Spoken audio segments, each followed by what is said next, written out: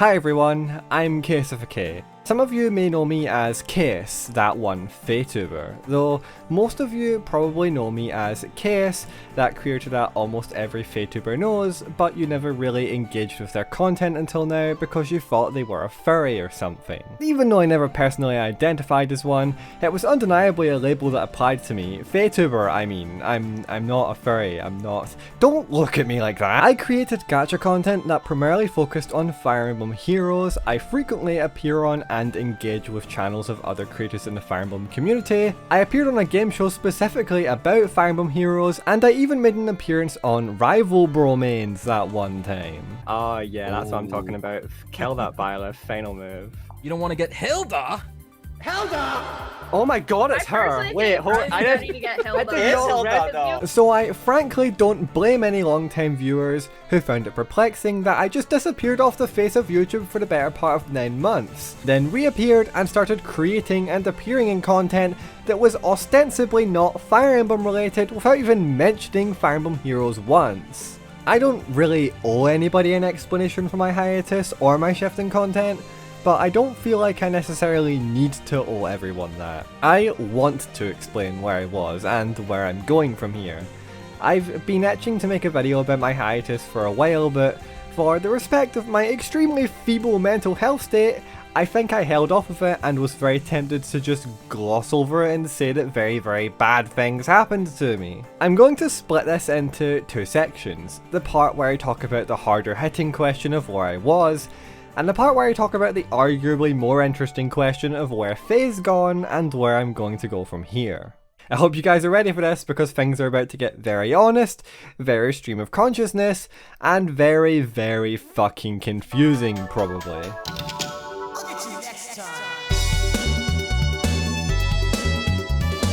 I know people making videos about why they've been gone or why they've been on their hiatus is overdone, annoying, and admittedly kinda cringe, but something's really been eating at me lately regarding that, and the only way I feel I can move on is by cataloguing my thoughts and frustrations regarding myself and analysing my own work ethic over the past year.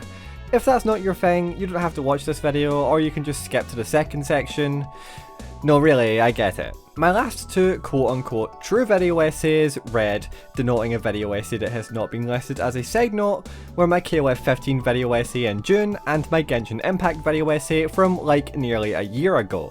In that time frame, I've played for all the currently released Deltarune content, played for Mad Rat Dead, sat for tens of horror movies, caught up with Aggressico and Mob Psycho 100, built a new PC, learned to draw with a pen again, started working on ventures with creators strictly outside the Fire Emblem community, obtained new legal identification and a new bank account, read an entire run of Superman comics, and binge-watched the entire reboot of DuckTales as well as the accompanying podcasts for it. So that does beg the question, I'm sure, of where the actual content on this channel was, because I was definitely sacrificing video time to make the time for this self-indulgent nonsense over the past year.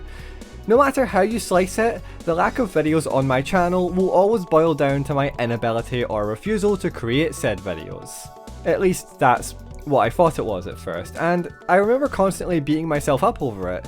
Kaius is lazy, Kaius is washed up. These are things that I, for some godforsaken fucking reason, thought people were actually thinking about me during my hiatus. But these weren't things that people were thinking about me. Well, people other than myself at least. I'm not sure if I've ever stated this in any stream or video, but I'm a workaholic to a self-destructive fault. Oftentimes, regardless of my sleep schedule, I'm working on some kind of project from the moment I'm awake to the moment my head hits my pillow. This is kind of an exaggeration, but to my brain, this is more or less the ideal. If I'm ever having a weekday where I'm not working, my brain will be on my ass every single minute of that day, wondering why the fuck I'm not working. It's kind of like my self-value depends on whether or not I'm being productive, and if you thought that was unhealthy, try throwing in every content creator's favourite thing, imposter syndrome. See, let's grab the Dunning-Kruger curve here and assume that I'm experiencing a bad day of imposter syndrome. I'd be about Yeah, here. They're doing these awesome things with their platform, my brain will tell me. Now what are you doing? Oh, you're watching another episode of DuckTales. You know, you could also be a zany Glaswegian who swims in a money bin if you were making a fucking video instead, right? I mean, that's kind of an unrealistic standard to have for a living, breathing human being, sure, but when has self-doubt ever been rational? It's stupid, and I'm stupid for letting it take over me like it did. Depression, anxiety, and imposter syndrome more or less took over my life, and it's all because I let my guard down. It started some stupid self-fulfilling do-nothing cycle that I'm frankly very glad to be out of. Why weren't they making videos, the question was?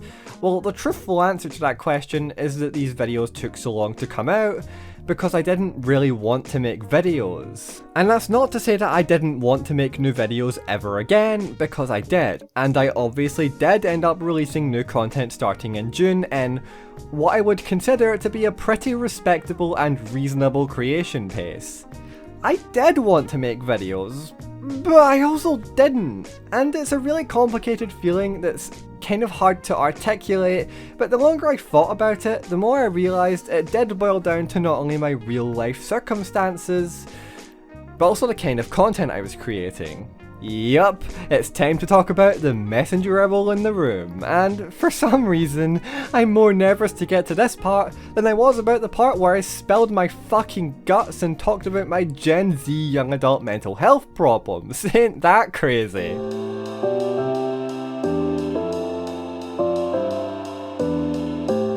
I should clarify that my current relationship with Fire Emblem Heroes hasn't exactly been stellar, which is honestly something that a lot of fake content creators have already said, but now I'm saying it too because I need to. I think Ascended Heroes were an ultimately very unhealthy choice for the game's future, that the modern banner structure is somehow even more predatory game design than ever before, and perhaps most sacrilegiously, I think Summoner Duels is a terrible, terrible game mode, and that's not because Yuri players make me want to cry and scream and whine into a pillow like a little baby bitch, I promise! Even talking about the game in some scenarios made me absolutely miserable.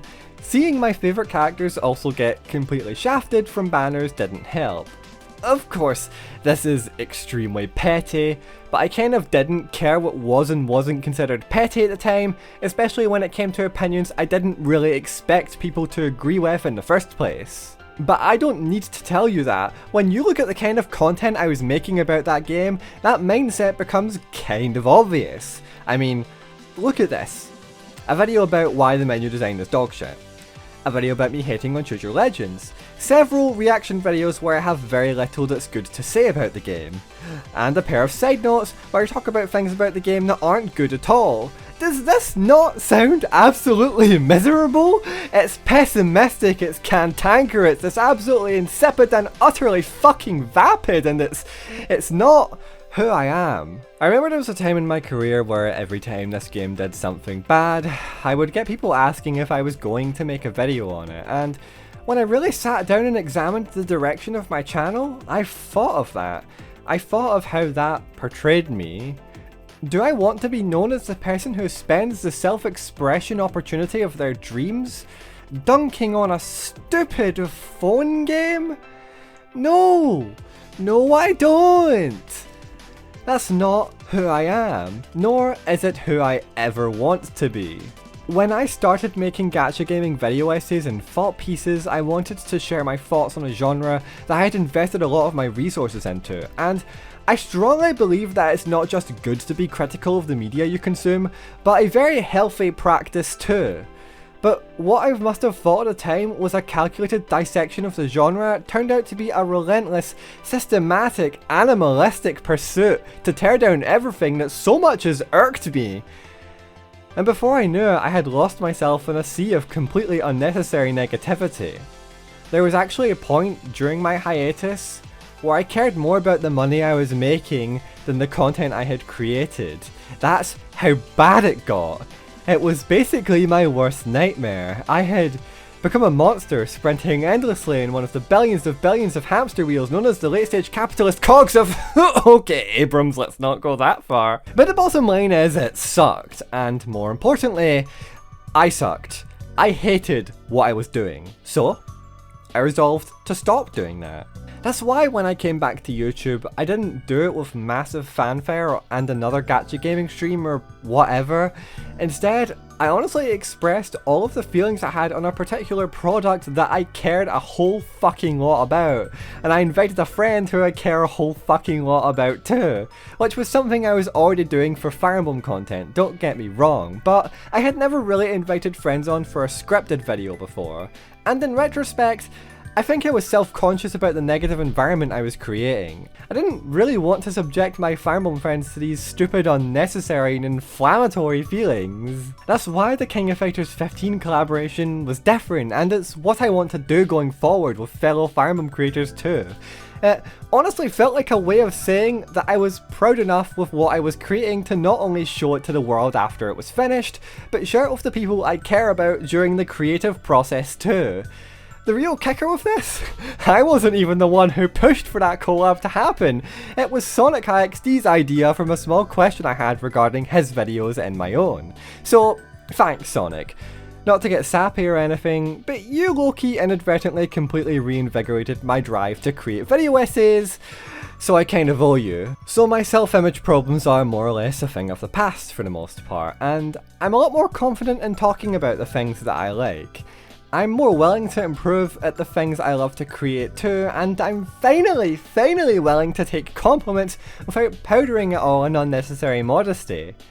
Hell, I got completely spared in a Dead by Daylight match against an extremely good player because they thought my Sona was cute. My avatar! My mascot case isn't my persona, they're not my persona.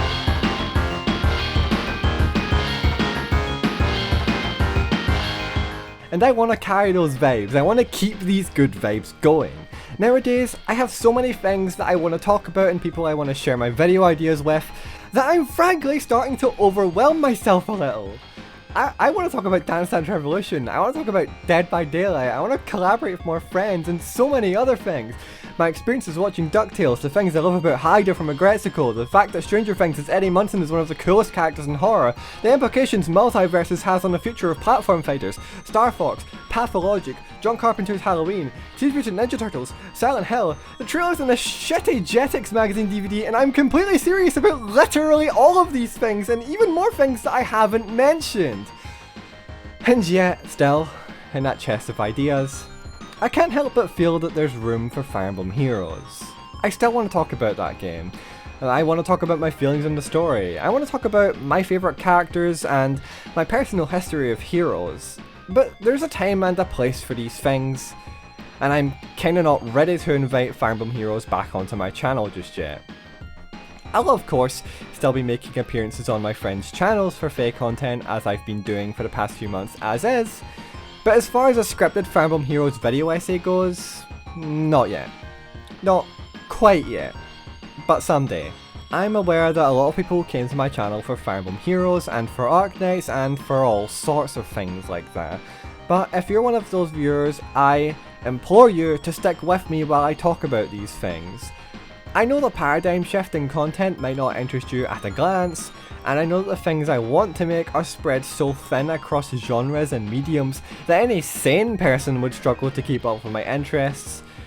But if you give it a shot, well, you never know. If you don't intend to stick with me through this though, that's also perfectly okay. Despite all my transgressions with myself and my content, I know there's an audience of people who loved it, and who continued to help push me forward in pursuing content creation as something I want to do with my life. I have so much to thank Fire Emblem Heroes for. So many friends, people I previously looked up to are now not only creators whose work I care for, but are important to me as people too. At the start of this year, I co-streamed with the very person who inspired me to take up content creation in the first place, and sometimes I still find myself getting starstruck around people who I honestly consider my friends nowadays. In conclusion, I'm willing to wait until I'm ready for Fire Emblem Heroes again, and somewhere deep down I strongly, perhaps naively, hope Fire Emblem Heroes and its community are willing to wait for me to be ready too. And if they aren't, well, that's fine. I guess they're gonna miss a video essay about why I personally think that Fire Emblem Heroes should get a Rocket Power collab.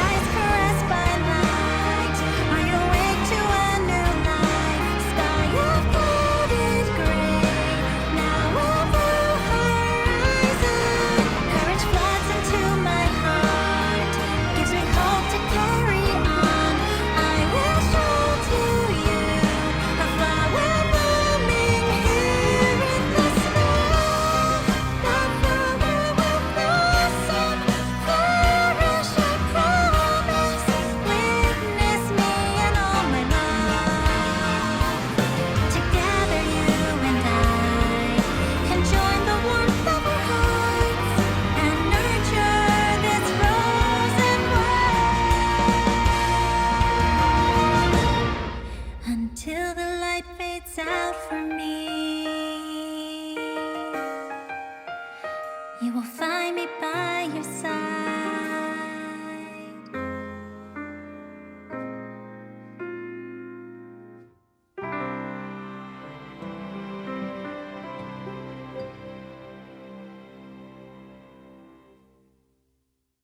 Oh, and there's probably not going to be a birthday bash this year. This is awkward. Ensley?